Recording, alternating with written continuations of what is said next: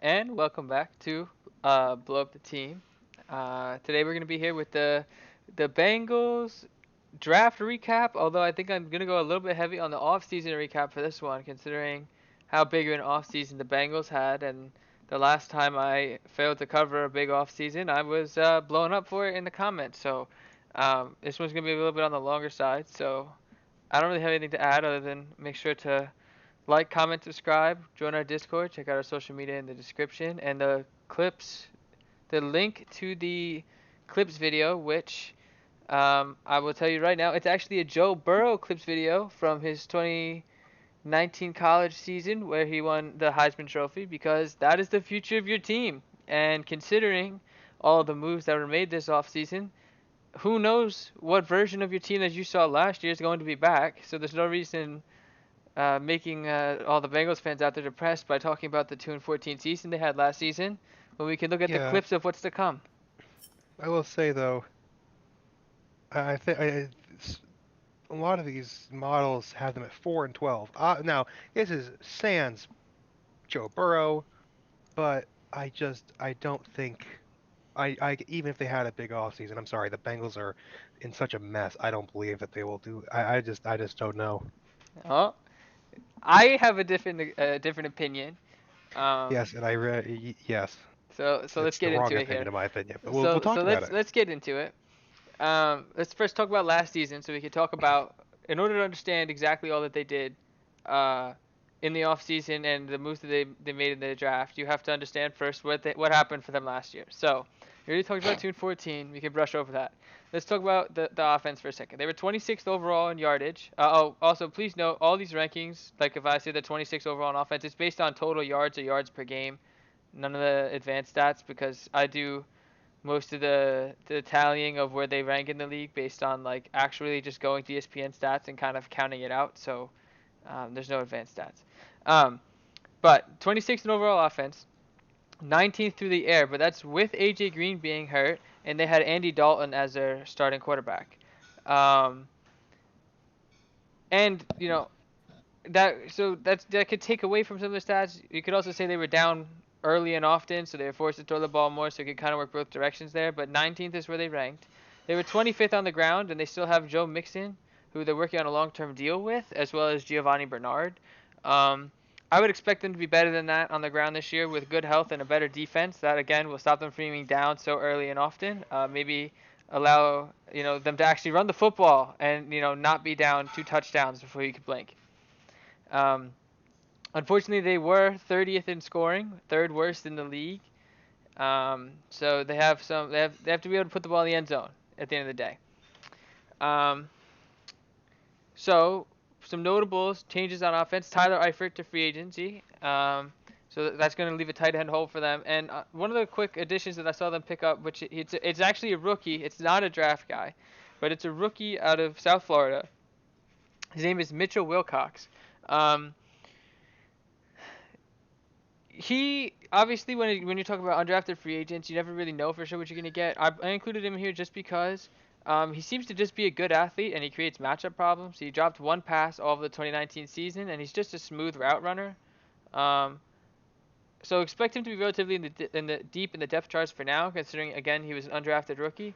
But with limited solidified talent at that position, he definitely has the potential to climb up the depth charts in the years to come. I definitely think that there's a strong chance that he just becomes a depth chart filler for a few years, but there's also a small outside chance that he could actually become, you know, there's always going to be room for route runners at the tight end position because it's just not expected of them.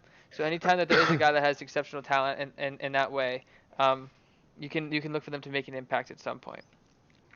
They did decline their option for John Ross. However, he's still on the roster for this year. He just becomes a free agent after the 2020 season, which makes both him and AJ Green. They picked up AJ Green's franchise contract this year, but both of them are in contract years this year. So they will need big seasons out of them. And then, as I mentioned earlier, they did cut Andy Dalton. So I'm not. So they have a solid wide receiving core. Matt, I don't know how much you know, but they have AJ Green, who was injured all last season, but let's presume healthiness for everyone involved. They have AJ Green, Tyler Boyd, and John Ross, and that's before the draft. That's before anything that they pick up in the draft.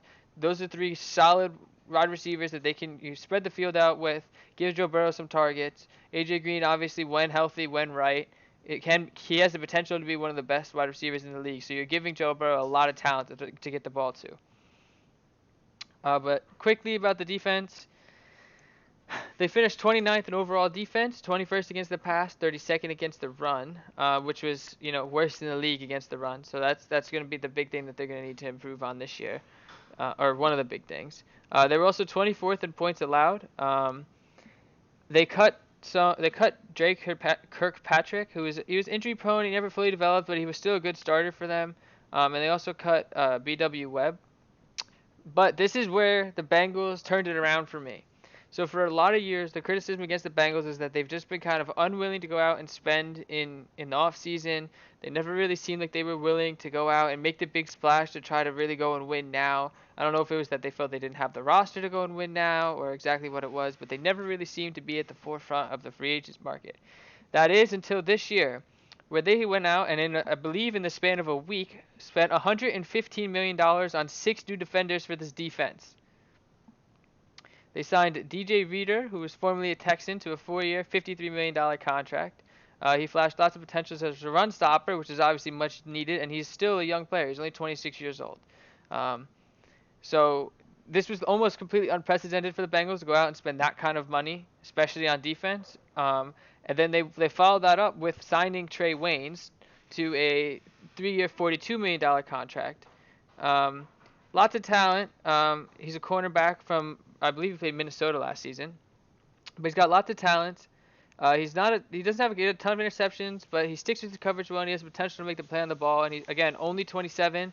You could potentially expect him to continue to improve at being able to make those plays on the ball and bring in those interceptions. Then they signed Josh Bynes, who he was a middle linebacker from the Ravens. He's a veteran guy. I believe he's 30. But it'll bring a veteran presence to the linebacking core of the Bengals, which is going to be needed to be able to step up and make some plays for them in key situations, as well as just having that veteran presence on the defense could come in huge as they try to create some kind of a chemistry with pretty much a brand new starting. I mean, you have 6 new players on that defense, and a lot of them are looking to start and if not get a lot of playing time. So. Then they signed Vaughn Bell, strong safety from the Saints. He had a great year last year, and he has the potential to make a strong impact for this team immediately. He has signed to a 3-year, $18 million contract. So these are just solid picks for them along the defensive front. Defensive core. I did not name every single one. I said 6. I named 4 of those 6. So if you have any interest in the full offseason signings, you'll have to look that up on your own, but those are the ones that I felt are going to make the biggest impact. And then as we start looking at the draft, it was one little draft stat that I found. They drafted at their own pick in each of the 7 rounds and made no other picks. So that's a little unusual. I just found that kind of interesting because you almost always see teams that are moving around, trading up, trading down, trading for other teams' picks, giving their picks away for other players, and that just didn't seem to be the case with the Bengals. Now, I've tried to speed through their other offseason since this is supposed to mostly be a draft video, so let's get into the actual draft. And of course, we've got to start with the guy whose clips we'll be watching on and off the rest of this video. Joe Burrow out of LSU. Everybody probably knows what his deal is, so I'm not going to ramble on about him for too long. I definitely could, but I'm going to try to keep it as short as I can. There's nothing more that we could add to what, Well, yeah, and obviously It's I'm already doing my said. research off of these web pages that are all talking about him. So I'm sure all of you Bengal fans out there are excited to have him on the roster. He's going to probably be your franchise quarterback for the future. It's exactly what the team needed, especially after they decided to move on from Andy Dalton. His production at LSU really speaks for himself. He's got a strong pocket presence with elite accuracy. He can throw receivers open, which is something that you don't see all the time. I mean, it's one thing to hit open receiver. To be able to throw receivers open is a special kind of talent. He's great at timing, and he makes smart decisions with the football. He tends to find a way to catch individual defenders just kind of lacking. Their backs are turned to him, like exactly right there. Number 29 never got turned around to see the football. So what does he do? He's willing to throw it over his back shoulder because he knows he's unlikely to be able to turn around and get up and make a play on that football. So he's just very smart, and his ball placement tends to be very good.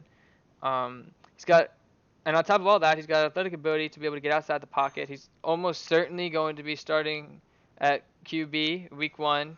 His backup is Ryan Finley. I don't think he's got a whole lot of controversy there on if he'll be the starter or not. But yeah, there's not a whole lot else to say there. Everything is if everything is as it looked, especially towards the end of the season last season, he just looked dominant. If he can continue any semblance of that for the Bengals, this team could jump to another level. Andy Dalton had his moments for the Bengals, but it was Andy time Dalton to was move really on. great at the beginning of Andy Dalton he threw 3,000 yards in his first 3 seasons. I just looked this up, and he threw, and he led the team to 5 playoff berths. So Andy Dalton did his work in his beginning. He just kind of wasn't the same after a while. He threw a lot of interceptions. He It was just time Andy. for a new regime. They kind of, No, yeah, as we were talking about blowing up the team, well, they blew up you this needed it. team, but they were able The way to. you start is blowing up. Your leader, your guy, your number one, your quarterback. So they, like we were talking about with the Panthers, they blew up their roster. Except for the Panthers are kind of sitting there like, oh, well, what now? Somehow the Bengals managed to blow up the roster and give themselves a very, very solid roster going into next season, in my opinion. They got a lot of the young, promising guys, and one of the next ones that we'll talk about right now is somebody that Joe Burrow will be throwing to for a lot of years, T. Higgins out of Clemson. Um, Big target, good body control. He's a good vertical route runner with decent speed. He's not too explosive. So after the catch, I wouldn't look for him to do too much. But he's got the frame to go up for and be a threat downfield. His size can just create mismatches, and he can't go unaccounted for as he kind of works his way down the field. He can play both inside and outside, so the versatility is there. He's got, like I said, decent speed, but nothing too eye popping. He's not gonna, blow the top off the defense with his legs, but he's just got the size and body control to be able to go up and make a play on that football. Um, I think he'll be a good long-term complement with Tyler Boyd as they continue to grow alongside Joe Burrow. And he makes a smart fit with Burrow. Burrow likes to give his guys a chance to go up and win 50-50 balls, and with Higgins' size and body control, he should be a threat to come down with a lot of those chances that Burrow should give him. So, as of right now, he's projected to be a wide receiver 3 in an already good wide receiver core, ahead of John Ross. But that means that they'll have in 4 wide receiver sets, you're looking at a wide receiver core of Tyler Boyd, AJ Green, John Ross, and T. Higgins. So that's a pretty. You're giving Joe Burrow a lot of options, and AJ Green. It's all knock on wood and hope that he can stay healthy, because that is a fairly big if on if he can stay healthy. But if he can, completely changes the face of this Bengals offense. I think that's part of the reason why they struggled so much last year, was they didn't have him. So if you're presuming healthiness, um, the whole face of this offense completely changes, especially with the running back tandem you've got there as well. Going on to the next guy on the list, we're looking at Logan Wilson out of Wyoming. He's inside linebacker. He's got active hands, and he's got an ability to effectively block shed. I think he closes well. He's got the ability to make open field tackles, as you'll see here in a second. He's able to get out to the running back in open field and just come up and make a play on him. He's got good stopping power, and his coverage skills are solid, especially looks like in zone to me. From what I was able to find, he was a defensive back in high school. And he's got some ball skills. He had 10 picks at Wyoming, and 2 of them were ran back for a touchdown. And he's an already projected starter out of the third round pick. So starting to fill up some of those holes along the defense. Next, they went outside linebacker, Akeem Davis Gaither. I think if I'm butchering the name, I apologize. He's got good speed, but he's a bit on the smaller side, which here we go, ESPN. Thanks for that. He's a bit on the smaller side, which obviously brings up some concerns as he looks to be able to guard against the run from that linebacker spot. On tape, that wasn't necessarily an issue. He seems to understand how to leverage his blocks, and he's got good cover skills. And he's also shown some potential as a pass rusher. But it's all going to come down to how does that size translate? Is he going to be able to work around that as he gets up to the NFL level. Um, there was a quote from Steve Wench, Muench. I'm sorry, I suck with names. Um, but Wait, his sorry, quote, was this? How is it spelled? it's right here. I got it from ESPN as well. Steve Wench, Munch. Munch, Yep. E Only the silent. girl with that last name. Oh, Yeah, he's silent. all right. Um, Davis Gaither has the skill set to develop into a core special teams player. And he's listed as the third string linebacker. Obviously, nobody really thinks about special teams like, oh, that's a game changer. But you need solid special teams if you want to be able to compete. You need to be able to compete on all three stages of the game. And if he can provide that from a fourth round pick, I think you're getting good value there to be able to take a flyer on a guy that could develop into something. Next up, we've got Hakeem Adeniji. Oh no, I'm sorry, I skipped one. I'm sorry. Khalid Kareem. I'm sorry. Um, physically gifted. He's got good size, length, and strength. I'll run back at the beginning of his mixtape here. Um, yeah, good size, length, and strength. He can set hard edges, and he seems to locate the ball quickly, which will make him solid in run help. But he does tend to lack the lateral quickness and closing burst of speed, which can, be problematic as he continues to develop into an NFL. I don't know why these first few clips are in like 180p. Um, I'm sorry. Um, lateral quickness and closing burst of speed, that could be an issue as he begins to transition into the NFL. And he's not the most promising edge rush prospect. There's just some of the intangibles that he just doesn't seem to have. But he's already listed as a backup along that kind of shaky defensive front. So as a fifth round pick to have somebody that's looking to be immediately listed as a backup on the depth charts and will probably get some playing time out of the fifth round pick this year, I'd say you're getting pretty solid value out of your fifth round pick there. And then next, Hakeem Adenji. Sorry if I'm butchering the name. Offensive tackle out of Kansas. Um, not much to talk about here. He was listed as a third string left tackle. Um, it's more, we're talking about sixth round pick now. They're more taking a flyer on him. He brings depth to their roster. They needed someone to kind of be able to fill out the depth chart at offensive tackle. So they'll see what he can develop into. Same as a lot of the late picks that you'll see later in the draft. Obviously if you're in the sixth round, there's not a whole lot of established. We know this guy is going to be elite at an NFL level. You're not going to see that. But I mean, offensive tackle fills the need there. But next up is the last pick for them, seventh round pick, was Marcus Bailey. Now, normally I don't even get down to talk about the seventh round pick, but I actually like this kid. Just from what I was able to see, he's a solid tackler. He's got good body control. He seems to take smart angles, and he doesn't allow. He kind of cuts out a lot of those mistakes where you undercut something and guy winds up behind him. He just seems to be a smart defensive player. He shows promise as a pass defender, but he does get a bit grabby, so watch for flags. Um, he has potential as a pass rusher. He flashes his ability to win one-on-one battles, as you see there. He sees the field well, and he finds the football quickly, which is something that you're going to need out of a linebacker spot.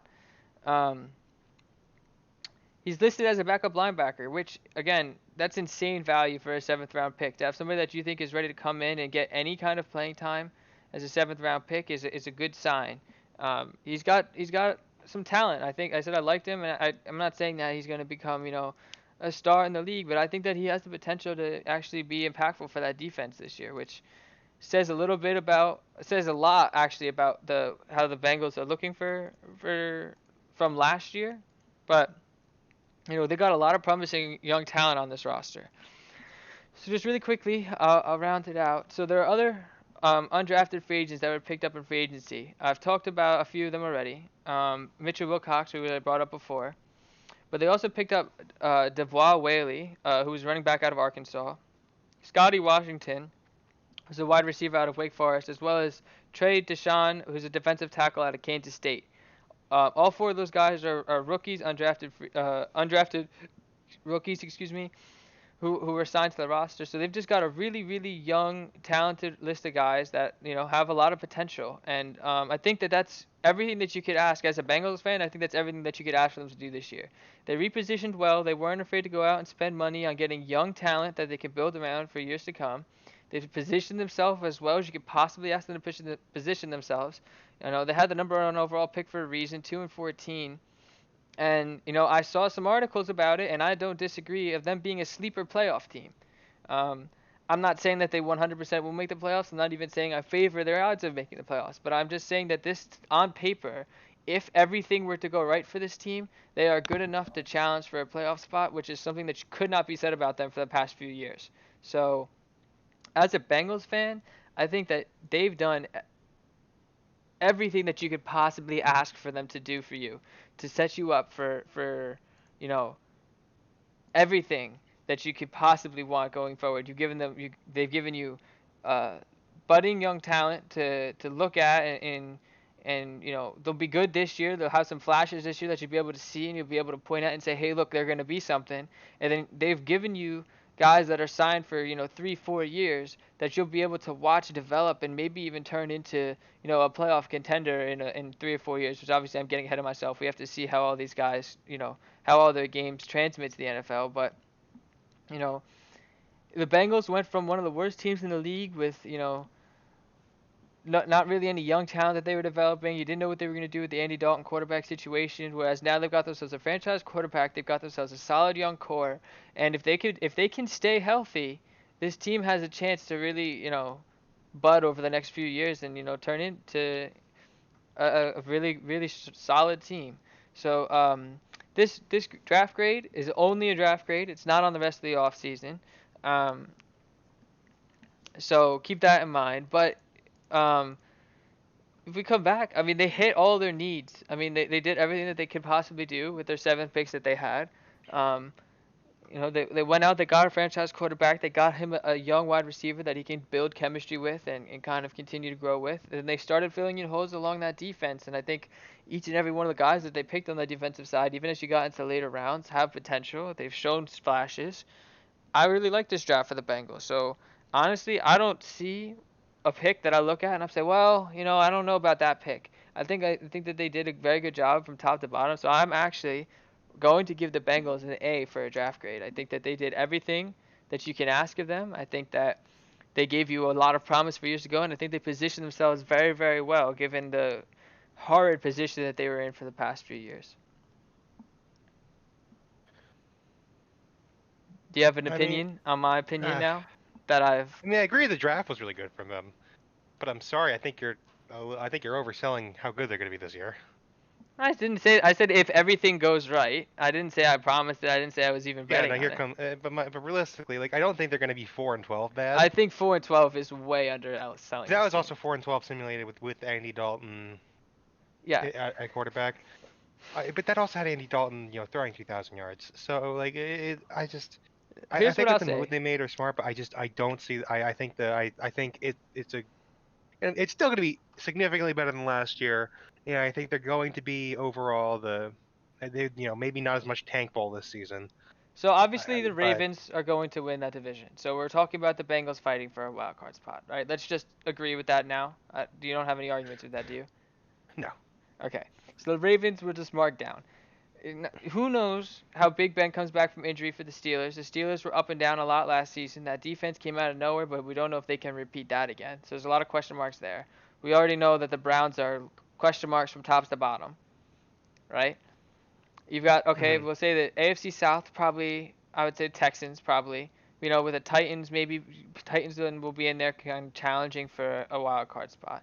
I'd say we got the Chiefs out in the AFC West, but the Chargers will also kind of be challenging for a wild card spot. And then AFC East, you've got the Bills and the Patriots, but the Patriots you've got to wait and see what their quarterback situation is looking like. So I don't see a reason why the Bengals, obviously taking out the division leaders, right? So there's two wild card spots left. I don't see why they can't at least be within sniffing distance of a wild card spot. I'm not saying they're going to win it. I'm not saying that they're even really ever going to be super duper close to it. I'm just saying I don't think you can completely rule them out at the start of the season. Like the Jaguars, you can go ahead and write them off now. It's not happening. I'm sorry. Dolphins, I'm sorry, this is not your year. You know what I'm saying? I don't think that the Bengals are one of those It's gonna take teams. a miracle for the Dolphins. I don't think that the Bengals are one of those teams. I'm sorry. I think that I'm not saying that they're going to make it, but I think that I think they have a better shot with the roster that they have this year than the rosters that they've had for the past few years. I'll say that. Well, yeah, that's like I feel like that's kind of obvious how shit the team's been for the past 3 years. That's very valid. And again, I just don't see the other team in the AFC. So we've got those four big teams in the AFC, and then you've got the Titans, who I think are the fifth best team. But then I don't see the surefire sixth team. Obviously, all those Patriots fans are gonna come out and mug me and say, "Well, look at that defense," and I'm gonna say, everything changes with the culture of that team when your franchise face of the franchise leaves. You know what I'm saying? So we don't know what's going to be going on with the culture over there. We don't know what the quarterback situation is going to look like. We don't know how that's going to transition into Bill Belichick's system. So, get off my ass a little bit. We'll get to the Patriots when we get to the Patriots. They're coming. But I don't see a reason why they can't be within sniffing distance of it if everything goes right. And that's a big if because they need a lot of help. But if everything goes right, I don't see how you can completely write them off at the start of the season. I think that they'll start off kind of shaky as Joe Burrow's got to get his legs underneath him. A lot of those young guys got to get their legs underneath them. They got to get used to competing on an NFL level. But they've got the potential to be able to step up and play big early in their careers. That's my opinion. If I had to give them a projected season record, I'd probably be looking at like a 7-9 area. Which going from the first overall pick to 7-9 in a tough AFC. Come on, that's not that bad. And 7-9, honestly, normally that's you're at least in sniffing distance of the wild card at a 7-9. So I'm with you. I don't think that they quite have enough this season to make it. I very well could be wrong, but I just don't think that they got enough this season to make it. But you never know. Yeah, 9-7 was the last wild card spot this year, and then there was a 1-8-8 team, and then there was a couple of 7-9 teams. So we'll have to wait and see what goes on with that. But do you have an opinion on their draft? Do you agree with my draft grade? Do you have I think they did have a very good draft. And I agree that a lot of these guys are going to see play, and I think that they got really good value for what they had. This is a team that got good value out of its later round picks, and that's what separates drafts really is like every team's going to have someone they can use. Well, it also helps that they had the number one overall pick in the draft and the surefire number one overall pick with the Heisman winner. So yeah, so like that's so obviously the first couple are going to be good, but what sets their draft apart is the fact they got good value out of the later rounds, which is what a lot of teams don't do, and what teams like oh god, we talked about the Bears last time. They only had later rounds. They got they got like just a bunch of crap. Not like crap later, but like they didn't get like they didn't really fill any needs. They didn't really do much with their later round drafts. Like if they drafted people like the Bengals drafted, maybe they could have done something with later round drafts, but they didn't. They didn't draft need, and Bengals got a lot of need and a lot of solid players out of their late round picks. So I think that at the very least, even if those guys in the later round picks don't turn into high snap count guys that are going to be on the field all the time, I think that they drafted guys that will be able to fill in holes, and they'll be able to fill in the depth chart, and they'll be able to help out on special teams. And if you need to be able to compete on all three phases of the field, I don't see how you could be unhappy with that. So Bengals fans, this is not a full off-season recap. I know we talked about the off-season a lot, but I just needed to kind of set the scene for why they did what they did in the draft. I think that Matt was coming in here very skeptical of how I could possibly give them an A, I feel like. But now that I've given him a little bit of background on all the holes that they were able to fill in other areas, to be able to step up and then fill in the rest, as seemingly a lot of, if not the rest of, their gaping holes in the draft is kind of a huge thing for them. So, Bengals fans, keep your heads up high. It may not be this season, but I think within the next 3 to 4 seasons, I would expect you guys to be seriously competing for a playoff spot. So. That's it for me. You have anything else to add, Matt? no, I think that's it.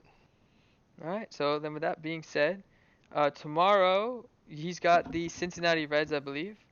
Right? Yep. So check on back for that tomorrow. I think I am gonna move the posts of both the baseball and the football to just 4 p.m. instead of doing one at 2 and the other at 6. So that'll be our posting schedule the rest of the time. And that being said, we actually recorded before 2 in the morning this time. It's actually only like Yeah. 9 o'clock at night, so that's we're making progress there.